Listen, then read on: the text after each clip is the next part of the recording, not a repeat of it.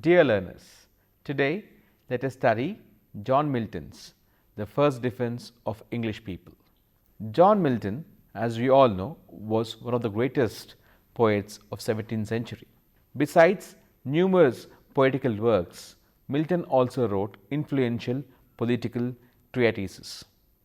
For example, his first defense of English people was supposed to be one of the most influential political texts in 17th century England. Milton wrote the defense of English people in response to Claude Salmasius, or Salmasius as is more popularly known, defense of the reign of Charles I. Salmasius in his work argued that kings are ordained by God and have the divine right to rule. Milton made a passionate plea in defense of Parliament and extolled the virtues of Cromwell's followers. The debate between Salmasius and Milton is indicative of the political situation of 17th century England. A reading of the debate today informs us of the dominant political ideologies that were prevalent in England during that period. Before we proceed further, let me give you a backdrop to the debate between Milton and Salmasius. In the middle of the 17th century, England witnessed major political changes. The period saw the emergence of Oliver Cromwell as the most powerful political authority. The rise of Cromwell coincided with the growth of Puritanism. It resulted in the execution of King Charles I and in the formation of the Commonwealth. Charles II, the son of Charles I, was exiled and he sought refuge in France. The execution of Charles I inspired Claude Salmasius to write Defensio Regia pro Carolo I in 1649. It was written in Latin and was translated into English as the defense of the reign of Charles I. It was said that Charles II sponsored Salmasius for a period of 1 year and paid £100 towards the printing expenditure. In his speech, Salmasius advocated absolute monarchism and condemned the activities of English Parliament. Salmasius also stated that the events in England did not enjoy the support of the public. Salmasius argued that kings had the divine right to rule. Interestingly, prior to his writing in defense of Charles I, Salmasius was known to have been a supporter of the parliamentary forms of governance. Salmasius was also a French Protestant. Charles I, whom he was defending, was supposed to have been a sympathizer of Catholicism. Hence, Charles II thought that a defense written by a Protestant would sound more credible and entrusted the job to Salmasius. In 1649, the English Parliament appointed John Milton as the Secretary of Foreign Tongues. Milton was an experienced pamphleteer and wrote numerous political tracts in the middle of the 17th century. Milton was thus asked to counter Salmasius' piece. Milton responded with Pro Populo Anglicano Defensio in 1651. The work was written in Latin and was translated into English as A Defense of the People of England. Milton attacked Salmasius for altering his political views. He convincingly addressed Salmasius' complaints against the British Parliament. Even as he answered most of the questions that Salmasius raised, Milton's response was polemical and he succeeded in portraying Salmasius as an opportunist. Milton's reply indicates that he was a master of political rhetoric, and his defense of the people of England is a testimony of his pamphleteering skills.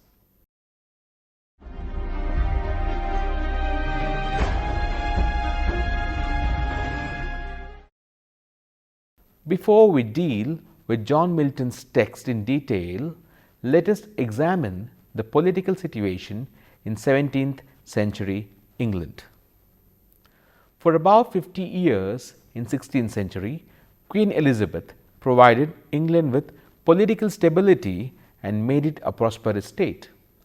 By the end of her reign, England was one of the most peaceful states in Europe. She curbed religious violence and controlled the Puritans. Since she died unmarried and was childless, her death in 1603 meant the end of the reign of the Tudor dynasty. The accession of King James VI of Scotland as the King of England led to the establishment of Stuart dynasty. King James VI of Scotland became King James I. The period between 1603 and 1717 was very eventful. In a span of a century, the country witnessed many political phenomena, which included the Civil War fought between 1642 and 48, the execution of Charles I in 1649, the establishment of the new Commonwealth in 1649, the restoration of the Stuart dynasty in 1660, and the Glorious Revolution in 1688. During the century, England was affected by religious strife, and institutions such as monarchy and the church were affected due to religious tensions between two strands of Christianity. Oliver Cromwell emerged as the most prominent political player during the middle of the 17th century. King James VI, unlike his predecessor Queen Elizabeth, could not control the church. The king's skills and temperaments were more suited for a literary career. He patronized poets, thinkers, and aided the translation of the Bible. The Bible gained its current form during King James's regime and hence is called the King James Version. In his writings, James extolled the nature of monarchy and expounded the divine right of kings to rule. The Puritans were alarmed as Catholicism began to influence the practices of the Anglican Church. The problems were confounded as James was close to Catholics like William Laud. The Puritans constantly attacked the Anglican Church and were termed the dissenters. The Puritans found alternative churches in most villages. A section of Puritans also migrated to America and founded colonies. Thus, James was unable to retain the Puritans within the hold of the Anglican Church. Charles I, the son of King James, was an inept ruler. Charles I's marriage to a Catholic made him suspect in the eyes of many Puritans. The Anglican Church was a staunch supporter of the Stuart dynasty. The Puritans were drawn towards democracy as the Anglicans sided with the royalty. Thus, conditions in the middle of the 17th century were ripe for the emergence of a political alternative. The differences between Charles I and the Parliament resulted in the Civil War. The forces loyal to the king were called the Royalists or the Cavaliers. The forces loyal to the Parliament and were led by Oliver Cromwell were termed the Roundheads. The bulk of the Cavaliers were drawn from the Anglican Church, while most Puritans, Protestants sided with the Parliamentarians. Cromwell's forces were victorious against the royal army and forced the king to negotiate with the Parliament. While a section of the Parliament argued that the power of the king must be limited, the others argued that monarchy should be completely abolished. In 1648, Charles I was captured and was tried by the Parliament, which ordered his execution. In 1649, Charles I was executed and his son Charles II was exiled. Under Oliver Cromwell's leadership, the Parliament established the new Commonwealth of England. In 1653, Cromwell was made the Lord Protector. However, post the death of Cromwell in 1658, the Commonwealth collapsed. Monarchy was restored in 1660 as the Parliament invited King Charles II to ascend the throne of England. The ruling dynasties of France, Germany, Spain, Bohemia, and other kingdoms in Europe were directly related to the Stuart dynasty. Hence, the political events in England, including the Civil War and the execution of the king, were closely followed across Europe. The Civil War also coincided with the 30 Years' War that was being fought between Protestants and the Catholics in mainland Europe. The political events of the 17th century had far-reaching ramifications on the political history of England. The immediate consequence of the war was the limiting of the power of the monarch. The Parliament, post the Restoration, became powerful as an institution and, by the turn of the century, reduced the powers of the monarchy.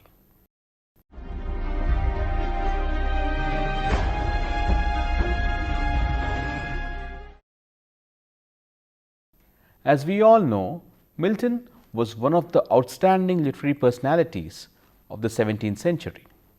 His poems are an integral part of English literary canon. However, he was also an able writer of rhetoric. Though most of his prose works are little known today, he was a master of political prose. He was one of the most influential opinion makers in England and authored numerous pamphlets and essays. He wrote on diverse political issues, including religion, divorce, censorship, etc. John Milton was sympathetic towards the Puritans and the parliamentarians. However, his empathy with the Puritans did not prevent him from arguing in favor of legalizing divorce. Like most parliamentarians, he opposed the idea that kings had the divine right to rule. He disagreed with the notion that kings are not answerable to anyone but God. On issues of personal choice, he differed with the Puritans, but when Puritanism aided public cause, he sided with the Puritans.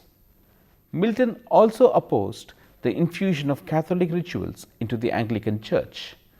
He was outspoken against the influence that prominent bishops of the Anglican Church had over the political institutions. Unlike most notable literary personalities of the 17th century, who either chose to remain apolitical or often changed their political affiliations, Milton was steadfast in his commitment towards the Parliament. Post the Restoration, Milton continued to support the Parliament. Charles II dismissed Milton from all the official positions. Milton was imprisoned for a short while. However, instead of compromising with the Royalists and with Charles II, Milton chose to withdraw from public life altogether and spent the remaining of his days writing literary masterpieces, which included The Paradise Lost, Paradise Regained, and Samson, Agonistes, etc. That Milton withdrew from public life with dignity instead of compromising with the new regime is a testimony of his character and courage.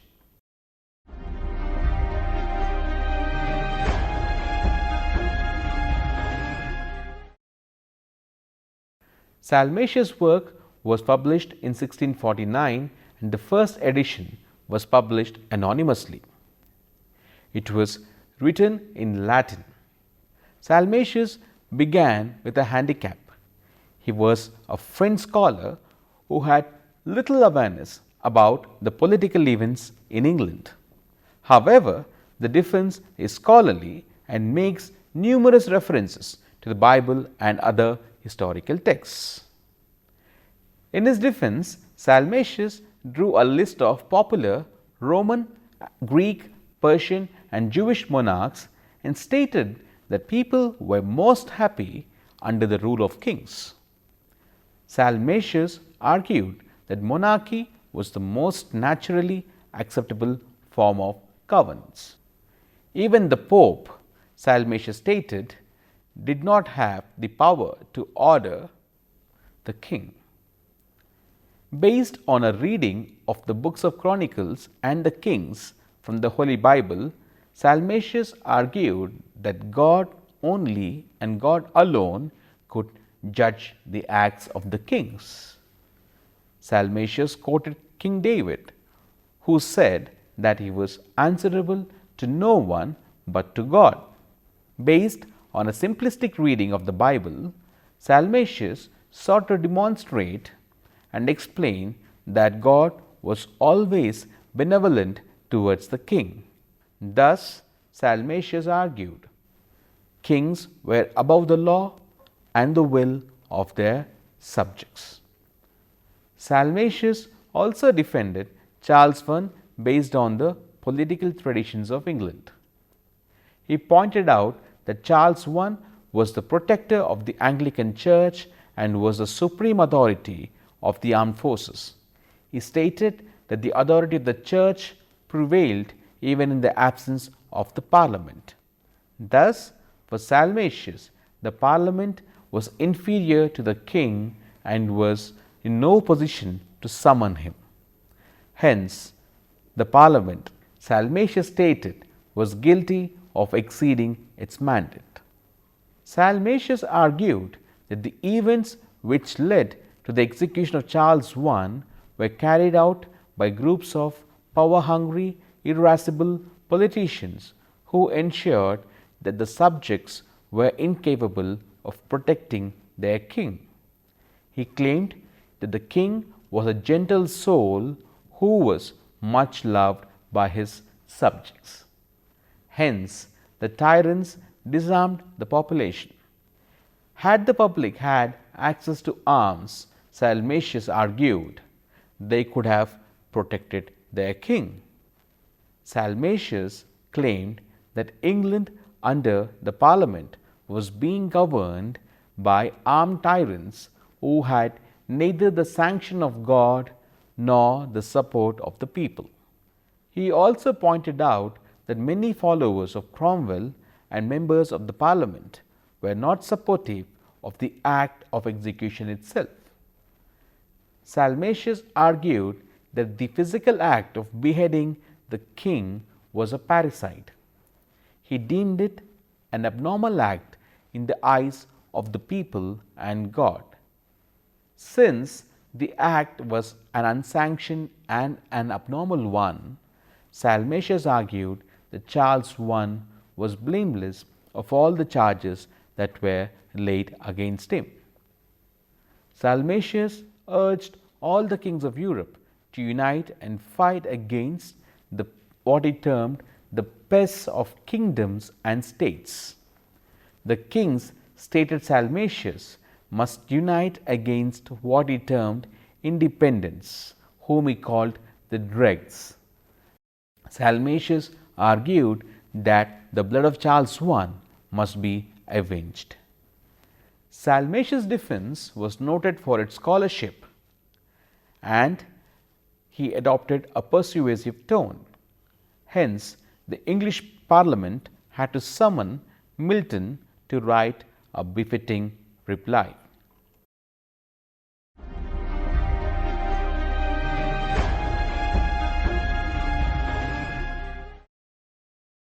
Now, let us examine the themes that Milton addressed in his reply to Salmasius. Milton justified the acts of the English Parliament and the Commonwealth. He critiqued the monarchy. He denounced the ideas of kings and advocated the need to embrace democracy. The text seems to be the precursor of Whig literature, which began to emerge in England towards the end of the 17th century. The piece was polemical, and Milton launched a personal and a virile attack on Salmasius. Milton made use of invectives even as he refuted every charge of Salmasius. Milton called Salmasius knave, dullhead, brute, and a beast. He pointed out that Salmasius was funded by Charles II to write in defense of his father Charles I. Milton pointed out that Salmasius, prior to his engagement with Charles II, was a sympathizer of democracy. Milton questioned the reasons for the shift in his political affiliations. He declared that Salmasius shifted his political allegiance only because of the financial aid that was provided by Charles II. Milton contested Salmasius' claim that King Charles I was a noble soul. Milton argued that for a period of 10 years, Charles I acted as an enemy of his own subjects. Milton pointed out the excesses that Charles I and his supporters have committed during the Civil War. Unlike many kings who were killed instantaneously or were tortured to death, Milton pointed out that the Parliament executed King Charles only after it conducted an investigation. He reminded Salmasius that the Parliament ordered a fair trial, which found Charles I guilty of acting against the interest of English people. The piece, as we have noted earlier, was polemical. Milton posed numerous questions in his defense, which included: would Charles himself have not preferred a trial? Milton argued that the Parliament could have also slaughtered the king instead. He pointed out that since the execution of the king was the result of a thorough and a fair trial, the act of execution was fair in itself. Though Milton did not disagree with Salmasius' claim that only a few people were active supporters of the independence, he refuted Salmasius' charge that majority of the English people were supporters of the king. Instead, Milton argued that while the emergent middle classes were the most active and vocal supporters of the Parliament, the poor were in agreement with the activities of the Parliament. Milton stated that since the Parliament, unlike the nobility, acted on behalf of all its citizens, the act of the Parliament should be read as the will of the people themselves. Hence, Milton states that the act enjoyed the support of broader public than the dregs or the middle classes. Milton argued that in Christianity there is no need for kings. Drawing from the Bible, particularly the New Testament, Milton stated the king, if at all they exist, should act as the servants of the people. Paraphrasing the teachings of Christ, Milton insisted that leaders of men must act as the servants of men, not as their masters. Kings, Milton argued, are not supposed to rule over the people, but are supposed to serve them. Milton stated that amongst Christians, then, there will either be no king at all, or else one who was servant of all. For clearly, one cannot wish to dominate and remain a Christian. Milton argued that the Bible never supported vile acts of kings. He stated that the kings and ordinary men were equal in the eyes of God. The rulers and the ruled were created by the same God. Relying on the Old Testament, Milton argued that God disliked the very idea of kings. He pointed out that in the Old Testament, God was very reluctant to appoint a king to the Jews. Since the kings are also human and were created by men, Milton argued that kings did not possess any divine right to rule. Milton pointed out that kings enjoyed no special privileges and hence had to be treated on par with the subjects. The influence of Milton's polemical text extended beyond the days of the short lived English Parliament. Since the publication of the text, questions were asked about the concessions and the privileges that rulers enjoyed vis-a-vis their subjects.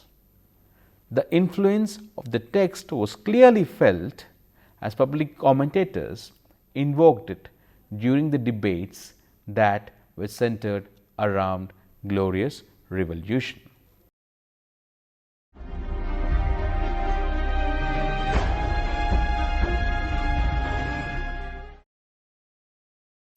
As we have already noted, in 16th and 17th century England, like in most parts of Europe, religious tensions had a massive influence over the political happenings. The 30-year War in Europe and the Civil War in England were a direct result of religious tension that affected the Western Christian Church. By the 17th century, print technology was easily accessible. There was a massive increase in the printing and circulation of biblical and Christian literature. Hymn books, books and worship service, writings of Martin Luther and John Calvin were freely available. The works of such theologians aided the spread of Puritanism. Such works helped the readers to evaluate the functioning of the Anglican Church. In England, it resulted in the growth of puritanical and independent churches. Such an increase also resulted in the increase of lay preachers. In many villages, Puritans successfully proselytized Anglicans, and many Anglican churches were transformed into puritanical parishes. In rural England, the peasants, the petty farmers, and the traders and the artisans formed the bulk of the Puritan church. In the towns, the newly emergent middle class were drawn towards the Puritan churches. Thus, the Puritan church began to appropriate the support of England's middle and lower classes. The Anglican church, on the other hand, was supported by the landed gentry, the upper classes, and the aristocrats. In the 17th century, religion was a prime moving force. Hence, every political formation tried to appropriate religious zeal to further its own cause. As the Anglican Church supported the Royalists, those who opposed the Stuart dynasty aligned with the Puritans. The key events, including the Civil War, the execution of King Charles I, the exile of Charles II, were either condoned or condemned using theological ideologies. Opinion makers of all sorts, of all political hues, attempted to use the scriptures to justify the acts of their political patrons. Thus, both Salmasius and John Milton based their arguments on the Bible. As we have noted earlier, both Salmasius and Milton attempted to appropriate the Bible to advance their political arguments. Each of them read the same biblical categories from their own positions and invoked the scriptures to justify the actions of their respective political formations. Dear learners, we have come to the end of the lesson. I hope you enjoyed reading Milton, and I hope to see you in future. Thank you.